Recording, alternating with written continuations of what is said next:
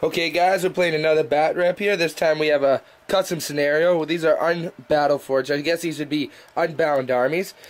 Here we have the Imperium side, and this will be 8 dreadnoughts. I know them not all. It's actually with Grey Knights, so, and they all, I know it's not what you see is what you get, but they all have one autocannon and then a dreadnought power fist with a heavy flamer. So there's 8 of those the exact same way. And then we have an Imperial Knight, that's the one with the plasma cannon. Not the plasma cannon, the melta cannon. And that's 1,500 points of Imperium Walkers. Okay, next we have the Orc Walker squad. This is 1,500 points once again. We have 1 Death Dread, 2 Death Dread, and 3 Death Dread. And what's the equipment? One has 3 close combat weapons and a Mega Blaster. One has 2 Mega Blasters, and this one is just rockets. It's modeled with Scorches. But very good. And then we got 3, 6, 9, 12, 15, 18 cans. And the yellow ones, all these 12 right here are just normal. And what are these ones? They have the custom Mega Blasters. 6 with custom Mega Blasters. And we have a Morkadot with a KFF and Grot Riggers. Grot Riggers. That's 1,500 points. Oh. Okay, for a scenario, what we're going to do is each of my dreadnoughts is worth 3 kill points, and my big guy himself is worth 3. So that's 27 total, actually. So yeah, so all my guys are worth 3, 8 normal dreadnoughts, and the big guy himself. And then over here, each of these cans are going to be worth 1 kill point. So that works up to a total of 18. And then each of these guys are worth 2, so that's 24. And lastly, his big guy is going to be worth 3, so 27. So what we'll do is it's just going to be a kill point game. We'll play with variable turn lengths, where we'll have to go see who goes first, and then we'll get back to you at the end of the turn 1. Okay, so we're going to roll to see who goes first. Roll. Okay, you want to go first or second, Ricky? I'll go first. Okay, and we'll be back to you after the end of deployment. On second thought, he's going to let me go first. Since he doesn't have much range, he's going to let me walk up so he can have range on me. So I'll go first, and we'll come back after the end of deployment. Okay, so at the end of deployment, this is what the board looks like. We're playing Dawn of War just because that's the easiest way to set up. It's just kill points. So so these are all technically Grey Knight Dreadnoughts with 1 twin-linked autocannon and 1 power fist with a flamer, heavy flamer inside. Okay, so we have 1 Dreadnought right there, 2 Dreadnoughts right there, 3 Dreadnought, 4 Dreadnought, 5 Dreadnought, 6 Dreadnought, 7 Dreadnought, 8 Dreadnought, sorry. And here's our Imperial Knight with the plasma gun. And then over on the Orc side, we have 1 Death Dread with 2 Killer Cans. Now each of these Killer Cans, since they're playing unbound, is their individual unit. So we have another Killer Can. So these are the special Killer Cans with the different weapons. So more Killer Cans, and then we got another Death Dread, sorry. And then we have Morkanaut with his KFF, giving 4+ invols to everything around him. Or is it cover? It's invol? Invol. Invol, okay. And then we have another Death Dread right here, more cans, and then some more cans over there. So yeah, we're playing Dawn of War. This is the table. We're kind of in an Imperial City desert that's kind of been left behind, all the shipping containers.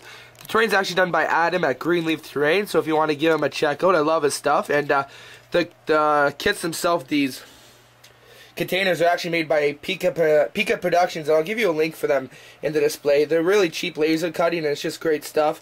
So yeah, he'll even do custom stuff for you. So yeah, what we're going to do is I'm going first. Would you like to seize the initiative, Ricky? Oh yeah, I might as well. Okay, so Ricky's going to try and seize the initiative. Okay, so go ahead and try and seize. 5, so that's not a seize. So we'll come back to you at the end of turn 1. Okay, so at the end of the Imperium Grey Knights Walkers turn 1, they all moved up. They're 6 inches. This guy unfortunately got an immobilized result. He rolled a 1, so he's stuck where he is, and he actually is down 1 wound. And then we got these guys over here.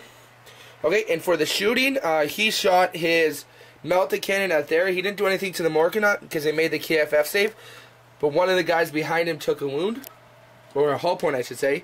And then I managed to kill 1 can that was over there, and then 1 can that was over here. So they were both yellow cans, so we took out some of the AP2 shooting that could explode. But what we'll do is we'll go to the top of the turn 1 for the Orc player, and we'll come back to you and see what the board's like then. Okay, so at the end of the Orc player's turn 1, all the cans, basically everything moved up, nothing got immobilized, which is good for him.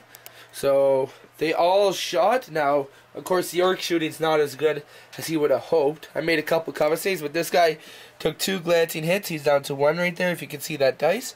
And then basically, they all ran up, and it's going to be the Grey Knight.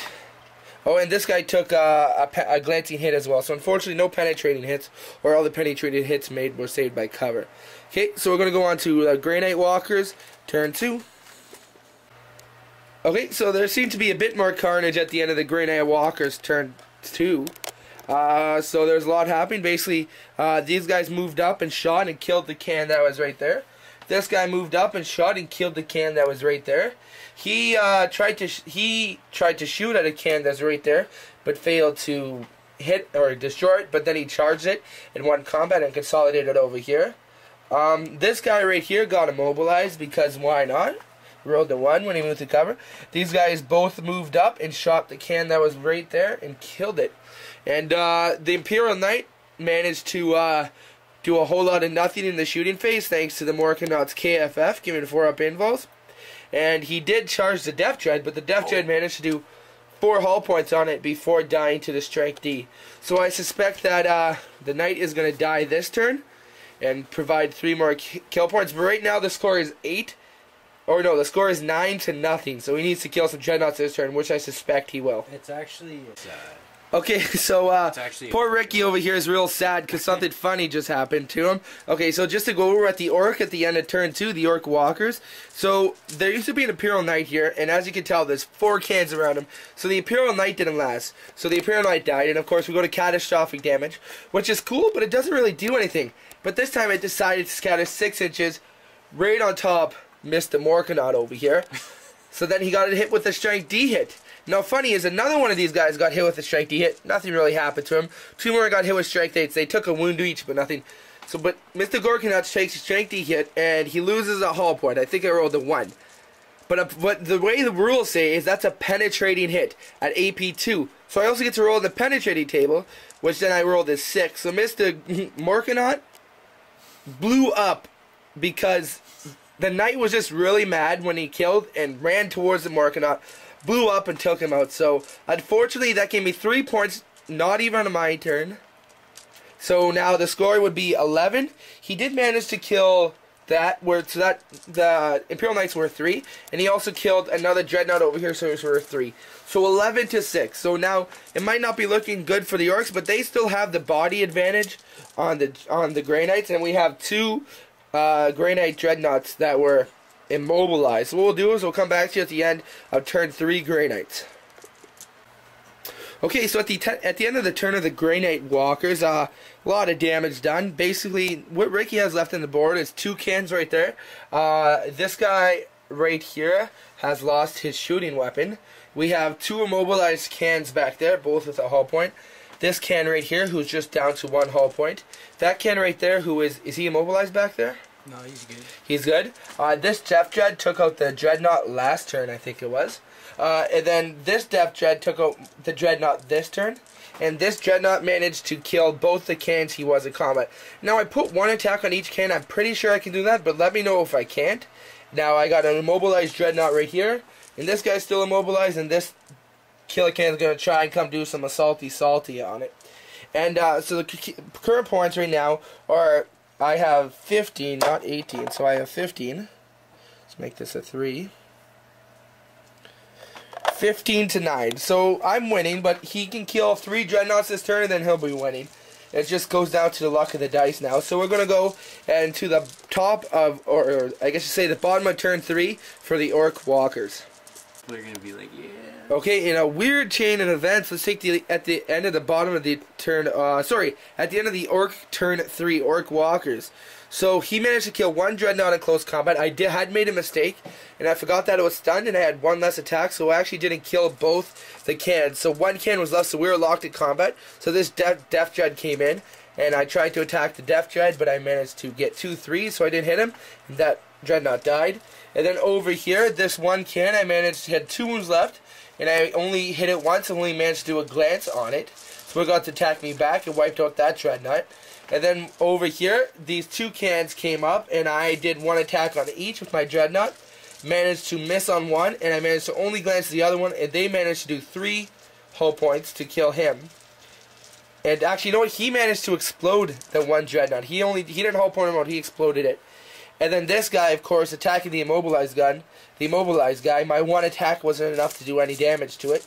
So left at the end of the turn for Orcs bottom of turn 3, I have this Dreadnought, who's actually over here because I started without recording. So he's right there. And then this immobilized one. So right now the score is 12 points to the Orcs 18 points. 21 points out of possible 27. So it's looking like the Orcs going to steal a victory with some great rolling that turn. So how are you feeling there, Ricky? I'm feeling better now. Yeah, after that accidental explosion of the Morkanite, I heard doom and gloom, but now you're all feeling better. Okay, so we're going to come back at the end of the Grey Knight's turn 4. Okay, so we're at the bottom of the Grey Knight Dreadnought's turn 4. It's not looking good. So he shot and managed to do nothing to the yellow can right there, and he's mobilized so he can't move. And then this guy went up and shot at the other can right there, killed him, getting 2 glances, or 1 penetrated, 1 glance, but he had no cover. So unfortunately he couldn't charge, so now his rear arm is exposed to 4 Dread Knights. Or not. I play too many Grey Knights, and I just love my Dread Knights. And I always say Dreadnought, so I apologize. He's a Dreadnought. So I'm taking, he's going to die, and then he's going to get charged, and then die as well. So I'm hoping he rolls 2 1s on his mobilized results for these guys, then we could go from there. But yeah, that's the end of the Grey Knight turn 4. We'll come back to you at the end of the Orc Walkers turn 4. Yeah. Watch it. Yeah, so at the end of Orcs turn 4, the Grey Knights have been tabled. It was looking bad for the Orcs around the end of turn 2, and then Ricky had a turn and picked things up and managed to do some great, some good rolling, and I had some bad rolling. The Orcs picked up and grabbed momentum, and momentum was never lost since then. So Grey Knights have been tabled. Final score is, I think it's, let's 27. see, 27 to, I think I got another point, so it's 27 to a solid 15. So yeah, so we had a Def Dread, 3 cans right there, another Def Dread, and 1 can left. So let's see, that's 1, 2, 3, 4, 5, 6. No, I only had 12 points to 27, so he ended up winning by 15 in the end. So Ricky, any final thoughts on the game there? Oh, that was fun. Yeah, it was fun. We're definitely going to do some more battle reports here. Ricky has probably a 20,000 orc army, 20,000 point army, maybe more. So if you have any suggestions you want to see with orcs versus, well, we have lots of stuff. So whatever army you want to see to play together, we can probably get it done. So yeah, thank you for watching another Basement Collective Batrep. We plan to do some more, and yeah, any feedback is good. If you don't like the lighting, or my hands are too shaky, or just let me know, and we're happy to help here. Thanks a lot for watching.